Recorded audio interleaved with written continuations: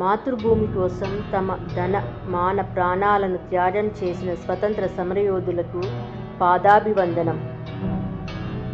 భారత రాజ్యాంగం అమల్లోకి వచ్చిన శుభదినం. సర్వసతాక సౌమ్యవాద లౌకిక ప్రజాస్వామ్య గణతంత్ర రాజ్యాంగ భారతదేశం అవతరించిన రోజు. భారతీయులందరికీ గణతంత్ర దినోత్సవ శుభాకాంక్షలు. చీమల పుట్టల్లోకి పాములు దూరాయి. స్వాతంత్రోద్యమం సంగ్రామం అనే చీమల పుట్టల్లోకి పాములు దూరాయి. దేశానికి స్వతంత్రం రావటానికి కారణం ఎవరు అన్న ప్రశ్న అడిగిన మరుక్షణం ఏ ఒక్కరి పేరు మాత్రమే చెప్పారంటే అంతకంటే దుర్మార్గం మరొకటి ఉండదు. నా తరానికి అసలు ఏమి తెలుసు? స్వాతంత్రోద్యమ సంగ్రామాన్ని రాజకీయంగా తొలిమలుపు తిప్పిన కుర్ర వృద్ధుడు దాదాబాయి నవరోజీ గొప్పతనాన్ని దాచిపెట్టేశారు.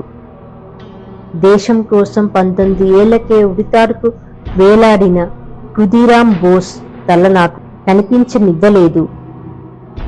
నాకు మీ రక్తాన్ని ఇవ్వండి, నేను మీకు స్వతంత్రాన్ని ఇస్తాను అన్న సుభాష్ చంద్రబోస్ పిలుపును జాతికి వినపడనివ్వలేదు. 25 సంవత్సరాలు కూడా నిండని భగత్ సింగ్, సుఖ్దేవ్, రాజ్గురుల ఉరితాడిని ముద్దాడిన సంఘటన నాకు తెలియనీయలేదు. చంద్రశేఖర్ ఆజాద్ మీసకట్టు పౌరుషాన్ని అవహేళన చేశారు. భారతీయుడి పడ అంటే తాచుపాము పడ అని నిరూపించిన ఉద్ధవ్ సింగ్ ఊసేలేదు.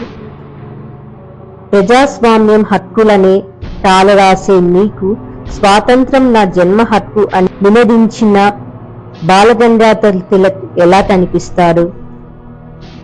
లాఠీ దెబ్బల గాయాలతో చావుని కౌగిలించుతున్న లాలా లజపతి రాయ్ ఎక్కడా? ముక్కలవబోతున్న దేశాన్ని ఒక తాటికి తెచ్చిన ఉక్కు మనిషి సర్దార్ వల్లభాయ్ పటేల్ ఊసెక్కడా? అగ్నిపర్వతం అల్లూరి జాడలేదు. ఇలా ఎంతమంది మహనీయుల గురించి చెప్పినా ఒకరు మిగిలిపోతూనే ఉంటాడు. ఒకటి గుర్తు పెట్టుకోండి, ఎంతమంది బలిదానాలతో ముందుకు నడిచినా ఈ స్వతంత్ర సంగ్రామం ఒక చీమల పుట్ట. త్వరలో ఆ చీమల చేతికి ఆ పుట్ట రాబోతుంది. విషసర్పాలను ప్రజలు గుర్తించే రోజులు త్వరలోనే రానున్నాయి. అప్పుడు ప్రతి భారతీయుడు తమ జాతి ఔన్నత్యాన్ని గుర్తించడంతో పాటు భారత మాతకి జై అని ఎందుకు అనాలి లాంటి ప్రశ్నలకు ఆస్కారం ఇవ్వడు.